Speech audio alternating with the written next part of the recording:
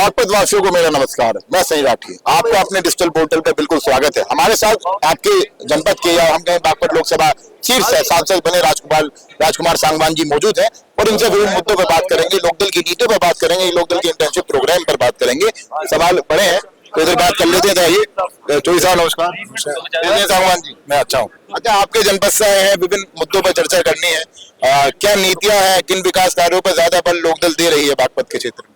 हम तो किसानों मजदूर के मुद्दों पर ज्यादा बल हमारे राष्ट्र देते हैं और गांव का विकास जब तक नहीं होगा तब तक देश तरक्की नहीं करेगा। देखिए, छपरोली में विद्या मंदिर है, वहाँ आपका भरपूर विकास दिखता है। आपने एनएसडीसी का कैंप लगाया है, नेशनल इंस्टीट्यूट डेवलपमेंट का सेंटर वहाँ बना है। लेकिन एक मुद्दा है जिसे मैं बहुत समय से चर्चा आपसे करना चाह रहा था। बागपत की जनता का ये सवाल है, बागपत में नदी बहती है कृष्णा और यमुना, और वहाँ का पानी दूषित है। गांगनौली गांव में लगभग हर दूसरा व्यक्ति कैंसर से पीड़ित है। इन समस्याओं का समाधान कब तक देखने को मिल सकता है? क्या योजनाएं बनाई जा रही है? देखो, नदियों का जो जल हमारा दूषित हुआ है उस पर केंद्र सरकार और प्रदेश सरकार काम कर रही है और इस पर शीघ्र ही बड़े पैमाने पर काम होगा। इसके लिए बड़ा प्रोजेक्ट तैयार कर रही है सरकार इसको लेकर चिंतित भी है। इसमें नदियों के जल में जो दूषित जल है उसमें सुधार होगा और उसके लिए काम चल रहा है। आधुनिक खेती के बारे में क्या आपकी राय है? आधुनिक खेती पर कब तक फोकस किया जाएगा या रालोद अपनी तरफ से कितना प्रयास कर रही है? राष्ट्रीय लोकदल तो पहले सरदार चौधरी चरण सिंह जी तो आधुनिक खेती के पक्षधर थे और वो तो कहते थे कि आप खेती ऐसी करो जो जिसकी गुणवत्ता भी अच्छी हो, मुनाफा अच्छा हो, उसका अच्छी चीजें उसका उत्पादन अच्छा हो। तो उस पर राष्ट्रीय लोकदल तो पहले से इस पर काम करता है। किसान हमारा जो 24 साल को मानने वाला है, हम विचारधारा को मानने वाला है, उन पर चलने वाला है, वो तो आधुनिक खेती पे का पक्षधर है। और इस समय तो भारत सरकार जो केंद्र सरकार है, केंद्र सरकार का भी पूरा प्रयास पूरा बल इस समय आधुनिक खेती के लिए है। और कृषि विज्ञान केंद्र तो नई तकनीक विकसित करते हैं, किसानों को उसकी जानकारी दे रहे हैं और नई जो तकनीक उन्होंने विकसित की है उस पर अपनी खेती किसान करें, जिससे मुनाफा अच्छा हो, खेती उनकी उत्तम हो और किसान आर्थिक रूप से सशक्त बने। इस पर भी केंद्र सरकार इस समय काम कर रही है। और जो चौधरी चरण सिंह जी के सपने थे, इस समय केंद्र सरकार की योजनाएं जो 24 साल के विचार थे भाई। उन्होंने कहा कि समाज में जातिवाद ना हो, जातिवाद एक काले धुएं के समान है। आपको लगता है बागपत क्षेत्र में जातिवाद की कितनी समस्या है आज की तारीख में? लोग पटते हैं आपस में, नेताओं के पीछे, कुछ कार्यकर्ताओं के पीछे, इन सब बातों में कितनी सच्चाई? नहीं, राष्ट्रीय लोकदल तो जातिवादी है ही नहीं। आपके पास शिकायतें नहीं, ऐसा कुछ नहीं है। हमारा जो पूरा जनपद है वो बहुत अच्छा जनपद है और तमाम वहाँ जाति धर्म मजहब से ऊपर उठकर लोग आपसी भाईचारे के साथ वहाँ रहते हैं, प्रेम के साथ रहते हैं यहाँ पर। और जितना भाईचारा वहाँ पर है, गंगा जमुनी तहजीब और वो भाईचारा जितना वहाँ देखने को मिलता है इतना मैं समझता हूँ कहीं नहीं मिलता होगा। और वहीं से संदेश लेकर जाते हैं सब भाईचारे का और राष्ट्रवाद का। आपके समर्थन में इतने लोग आ गए। एक आखिरी सवाल के साथ मैं अंत देना चाहूंगा, किसानों के लिए क्या संदेश है? कई बार हम देखिए मिट्टी की बात करें तो आप खुद जमीनी स्तर से जुड़े हुए हैं। क्या हो रहा है कि डीएपी ज्यादा खेतों में इस्तेमाल हो रहा है तो मिट्टी भी दूषित हो रही है। तो किसानों को क्या संदेश है? वो किस तरह से ऑर्गेनिक फार्मिंग की तरफ बढ़ेंगे? क्या योजनाएं आप लागू करेंगे बहुत ही जल्द? क्योंकि इन सब चीजों को लागू करना बहुत बड़ी जरूरत बन गई है बागपत के लिए। देखिएगा, पहले हमारी जो खेती थी, हम अपने पशुपालन था, पशु हम पालते थे, उनका जो गोबर का खाद हम खेत में इस्तेमाल करते थे, खेत में निराई गुड़ाई बढ़िया करते थे और गोबर के खाद से तमाम हमारी जो फसलें थी वो उन्नति बनती थी और उसका उत्पादन भी अच्छा था और वो गुणकारी भी थी।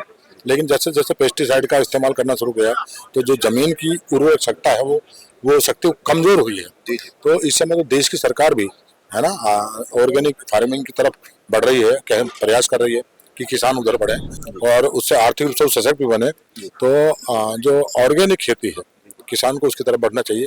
जो जमीन की उर्वरक शक्ति जो कमजोर हुई है इसको दोबारा लौटाना पड़ेगा और ताकि इंसान भी उससे जो उत्पादन हो उसके अन्न को खाने के बाद। करते एक और सवाल ध्यान में आ गया, स्पोर्ट्स हब पर क्या कहोगे? क्या मैं भविष्य में कह सकता हूँ इस बात को कि बागपत को स्पोर्ट्स हब बनाया जाएगा? जिस प्रकार आप देख रहे हो कि तमाम खिलाड़ी मेडल लेकर आ रहे हैं, लेकिन खिलाड़ियों का जो संघर्ष है वो देश की जनता नहीं जानती।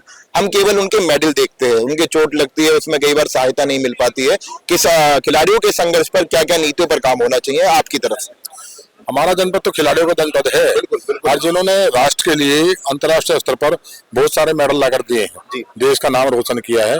बागपत तो ऐसी कर्म भूमि श्रद्धेय चौधरी चरण सिंह जी की है जहाँ अच्छे अच्छे खिलाड़ी जो अर्जुन अवार्डी हैं, जो ओलंपियन हैं, जो एशियाड के हैं, बहुत सारे ऐसे ऐसे खिलाड़ी हैं जो अंतर्राष्ट्रीय स्तर पर जिन्होंने देश की पहचान और हमारे बागपत को नई पहचान दी है।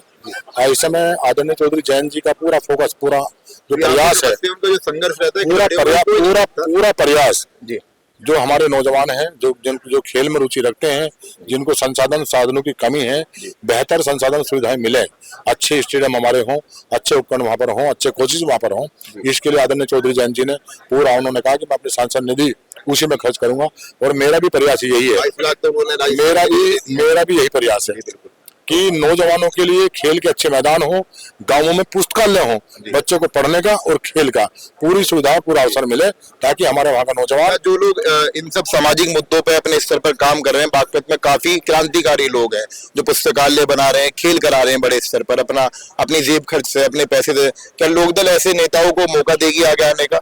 ऐसे सामाजिक कार्यकर्ताओं को पार्टी में शामिल करने का कोई मौका है? वो तो पार्टी से जुड़े हुए लोग हैं सब, और चौधरी साहब को मानने वाले लोग हैं सब, और उनको पता है कि शिक्षा के बिना कुछ नहीं है, इसलिए शिक्षा पे जोर दे रहे हैं। जो हमारे गांव के बच्चे जिनको दूर जाने में दिक्कतें होती हैं, जो अपनी पढ़ाई कंप्लीट नहीं कर पाते हैं, उनके लिए पुस्तकालय का इंतजाम हर गांव में कर रहे हैं। मेरा भी प्रयास यही है कि हर गांव में अच्छे पुस्तकालय हों, कंप्यूटर से लैस हों और आधुनिक शिक्षा वो अपना उनको ग्रहण करने में कोई दिक्कत ना हो। अपना कोचिंग सेंटर वगैरह सब गांव में सारी सुविधाएं मिले नौजवान को, और खेल के अच्छे मैदान मिले।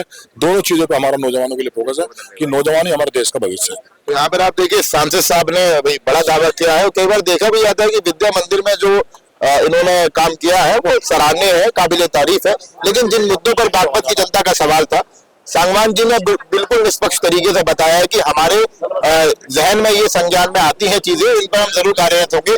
बहरहाल इस रिपोर्ट को देखने के बाद आपकी क्या राय है? मैं आपका सनी राठी, कैमरामैन सनी माहौर के साथ बागपत से।